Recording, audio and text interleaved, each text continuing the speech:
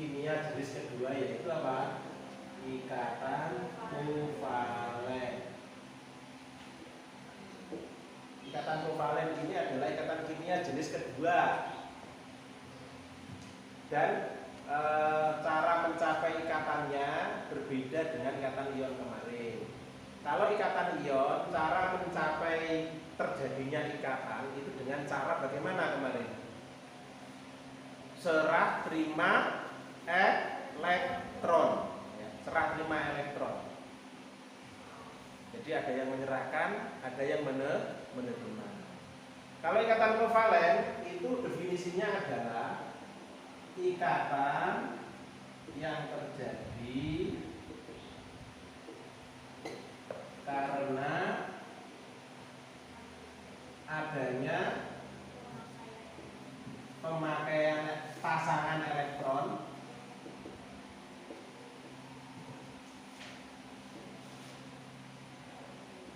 secara bersama, di mana masing-masing unsur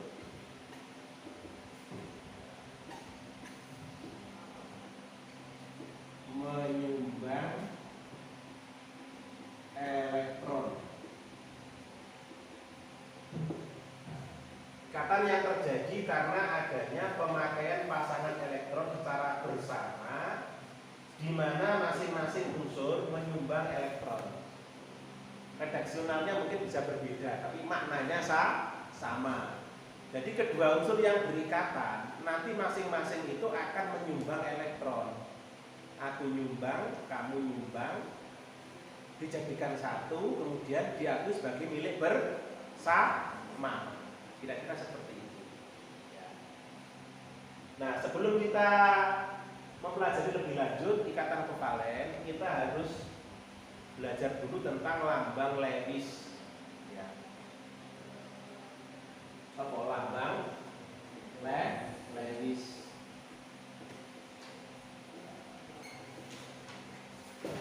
Lambang Lewis itu apa? Lambang Lewis di bab ikatan kimia paling awal sebelum ikatan ion ada di situ.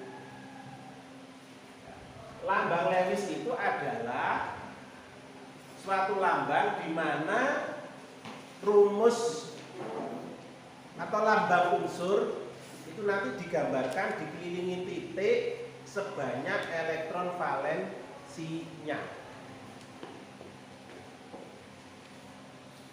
Sebanyak elektron valensinya. Jadi lambang Lewis itu digambarkan lambang unsur, kemudian dikelilingi titik sebanyak elektron valensi. Apa elektron valensi? Jumlah elektron yang terletak pada kulit yang paling luar. Itulah yang disebut dengan elektron valensi. Kemudian ingat, dalam tabel sistem periodik yang namanya elektron valensi itu bisa diketahui dari nomor golongan. Bisa diketahui dari nomor golongan. Jadi kalau golongannya 1A itu berarti elektron valensinya 1. 2A berarti elektron valensinya 2. Dan seterusnya. Kita ambil contoh hidrogen. Hidrogen ini golongan 1A. Memang elektronnya memang cuma 1 kan? Ya, nomor masanya 2 berarti elektronnya cuma 1 dan terletak pada konfigurasinya 1s1. Berarti yang memang elektronnya 1 berarti elektron valensinya ya 1, yaitu. Cara menggambarkannya demikian. Nah, ini 1. Oke ya. Sekarang magnesium. Misalnya magnesium. Nomornya 12. Ini konfigurasinya 1s2, 2s2, 2p6, 3s2. Kalau dijadikan konfigurasi sederhana 2, 8, 2. Berarti elektron valensinya 2. Lambang Lewis demikian, Mg titik 2. Gitu ya. Berarti kita ambil kesimpulan untuk menggambarkan lambang Lewis dari suatu unsur cukup lihat golongannya. Paham ya? Kalau dia golongan 1A ya titiknya 1. Seluruh anggota golongan 1A kalau digambarkan Lewisnya itu sesuai dengan golongan. Ini saya bahas A dulu ya. Kalau B lain lagi nanti. B berbeda-beda kadang-kadang. Contohnya gini. Jadi kalau kita ambil kesimpulan, ya misalnya golongan 1A itu ya kita ambil satu ya misalnya hidrogen ya titiknya 1.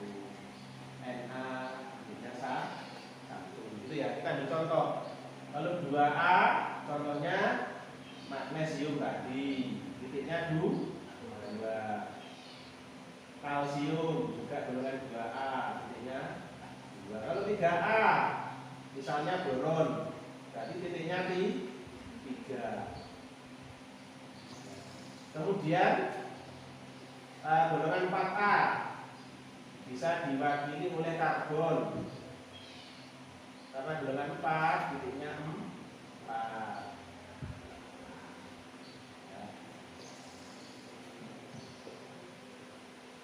Kalau golongan 5A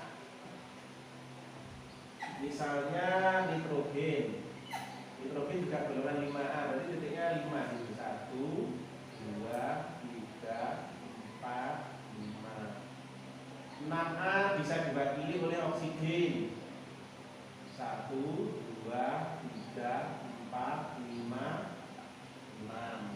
7A diwakili oleh klorin misalnya 1, 2, 3, 4, 5, 6, 7. 8A bisa diwakili oleh argon. Ada 8, 1, 2, 3, 4, 5, 6, 7, 8. Oke ya. Sekali lagi saya tanya, apa arti titik-titik di sini? Menggambarkan apa?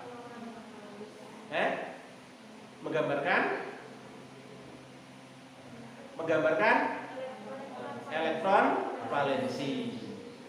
Menggambarkan elektron valensi. Wis tulisan dulu.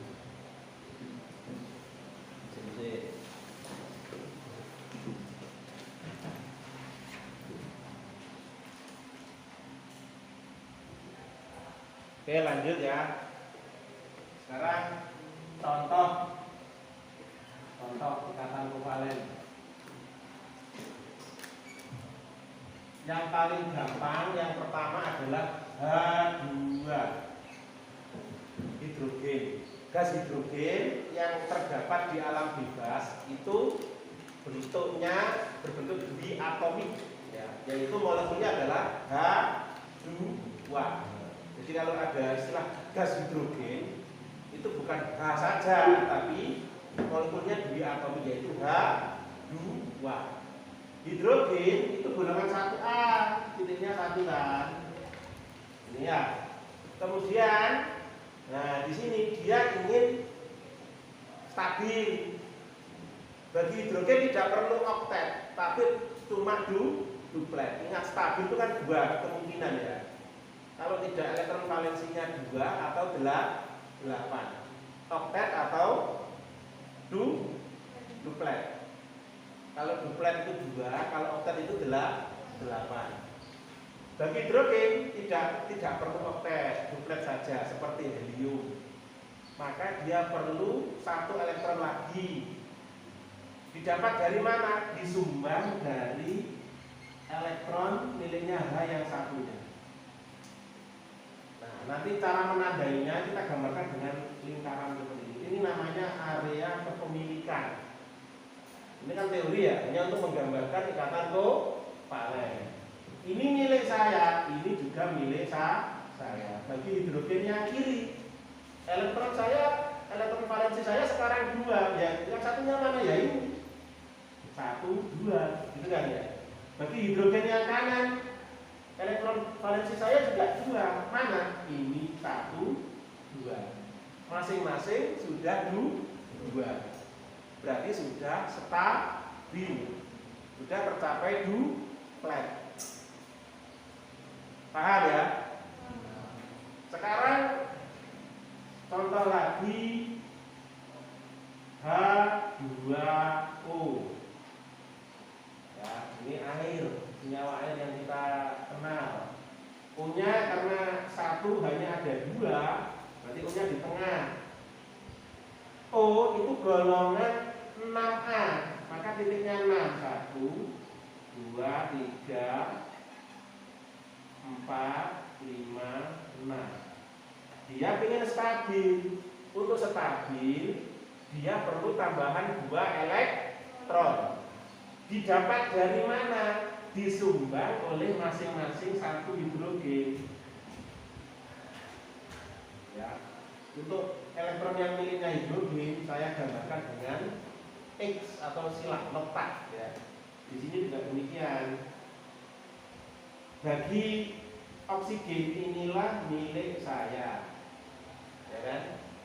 Inilah milik saya. Hitung 1, 2, 3, 4, 5, 6, 7, 8. Bagi hidrogen inilah milik saya. Hidrogen yang ini juga demikian. Ini milik saya. Hidrogen sudah tercapai duplet, oksigen tercapai oktet, sehingga sama-sama mencapai kestabilan. Ya. Sekarang contoh lagi Cl2, gas klorin, sama-sama 7A. Oh iya, ikatan kovalen ini memang cenderung lebih banyak atau mayoritas ya memang dialami oleh sesama unsur non logam. Jadi kalau ada unsur non logam dan non logam kok berikatan, itu berarti ikatannya arahnya ke ikatan kovalen. Tapi kalau satunya logam, satunya non logam, kemarin sudah saya jelaskan minggu yang lalu, arahnya ke ikatan ion. Ikatan ion itu logam, non logam. Kalau ikatan kovalen non logam, non logam. Namun ada juga sih ikatan ion itu nanti non logam dengan non logam ada juga, terutama pada senyawa poliatom nanti dipelajari. Cl ini kan golongan 7, jadi titiknya 7, 1, 2, 3, 4, 5, 6, 7. Kurang 1 elektron, diambil dari Cl yang satunya. 1, 2, 3, 4, 5, 6, 7, ya kan? Artinya mereka berfungsi. Inilah milik saya, inilah milik saya. Masing-masing berarti sudah 8. Ini milik diagram Venn. Kita kembali ke sini ke H2O. Di sini nanti kita mengenal dua istilah, ya. Kalau pasangan elektron yang digunakan untuk berikatan, ya, digunakan untuk berikatan, ini namanya pasangan elektron ikatan, disingkat PEI. Pasangan elektron ikatan. Satu pasang itu 2. Nah, sisanya yang tidak digunakan untuk berikatan, ini kita sebut dengan PEB. Pasangan elektron bebas. Pasangan elektron bebas. Bentuk seperti ini bisa digambarkan dengan model rangka. Ini PEI digambarkan dengan garis penghubung ini. Sedangkan PEB-nya digambarkan tetap atau bahkan cenderung tidak ditulis. Ngerti ya? Ini berarti PEI. Ini PEB. Ya. Ikatan kovalen yang saya terangkan ini masih ikatan kovalen tunggal. Ada juga ikatan kovalen yang rangkap. Hari ini saya habiskan semua. Ya, untuk materi ikatan kovalen ada. Contohnya yang terjadi pada O2.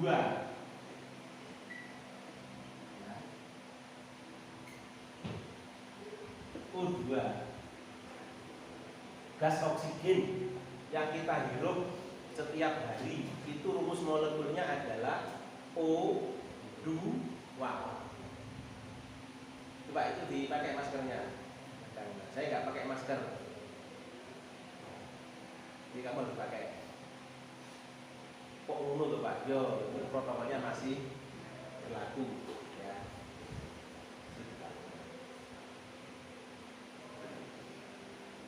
Gas oksigen yang kita hirup itu bentuk molekulnya adalah O2, bukan O tok. Jadi kalau ada kata-kata gas oksigen itu berarti gelas O2. Kalau O3 lain lagi. O3 itu ozon. Ozon. Ozon itu O3. Ozon itu yang berada di lapisan atas atmosfer, gunanya untuk menangkal atau menyaring radiasi ultraviolet dari matahari. Radiasi matahari itu ozon. Nah, O2 ini karena sama-sama golongan 6A ya, titiknya tetap 6. Lalu 2, 3, 4, 5, 6. Dia butuh 2 elektron. Didapat dari mana? Dari O1-nya. Tapi nyumbangnya tidak 1, tapi langsung 2. Jadi sama-sama nyumbang 2. Bagi O yang kiri, inilah milik saya, inilah milikmu, inilah milik kita bersama. Cara hitungnya ya tetap 1, 2, 3, 4, 5, 6, 7, 8. Bagi O yang kiri. O yang kanan hitungnya 1, 2, 3, 4, 5, 6, 7, 8. Sama-sama tercapai oktet. Ya. Ada juga yang rangkap 3. Ini rangkap 2. Kalau digambarkan bentuk rangka, bentuknya kayak gini. Ya. Bentuknya kayak itu. Kata rangkap 2. Ada juga yang rangkap 3. Contohnya yang terjadi pada gas nitrogen. Gas nitrogen ini justru adalah jumlah gas yang paling banyak terdapat di udara. Jadi kalau sebenarnya kita menghirup ya udara, itu ada gas nitrogen yang ikut terhirup. Tapi tidak diperlukan, karena yang diperlukan adalah hanya oksigen. Jadi komposisi udara itu banyak nitrogennya daripada oksigen.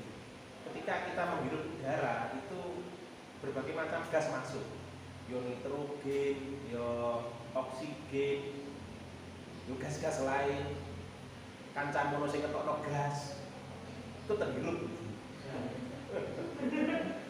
Iya, jadi udara ini campuran berbagai macam gas.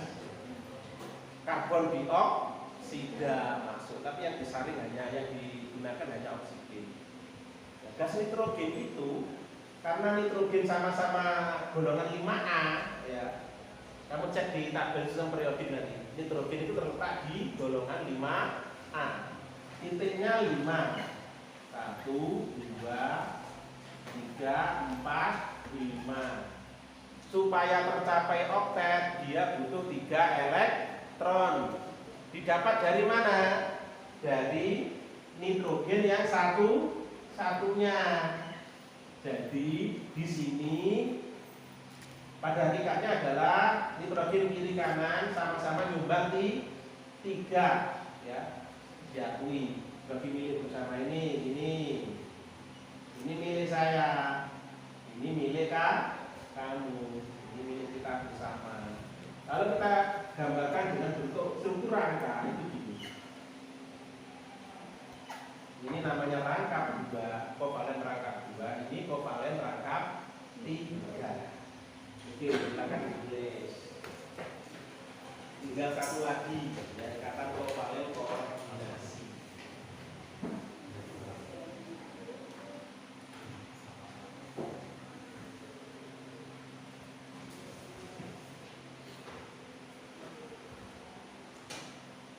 Ikatan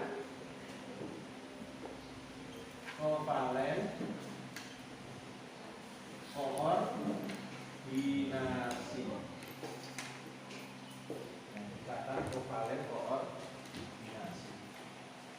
ikatan kovalen koordinasi ini sedikit berbeda dengan ikatan kovalen yang normal tadi. Bedanya apa? Kalau ikatan kovalen normal, masing-masing unsur yang berikatan kovalen itu menyumbang elektron. Kalau yang ini tidak, satunya nyumbang, satunya tidak. Jadi ikatan kovalen koordinasi itu adalah ikatan kovalen di mana hanya satu unsur saja yang menyumbang. Jadi pasangan elektron nanti berasal hanya dari satu unsur saja. Unsur yang lain tidak menyumbang. Satunya boros, satunya tidak. Ini bisa dilihat pada ion NH4+, ion amonium. Ini ion poliatomik.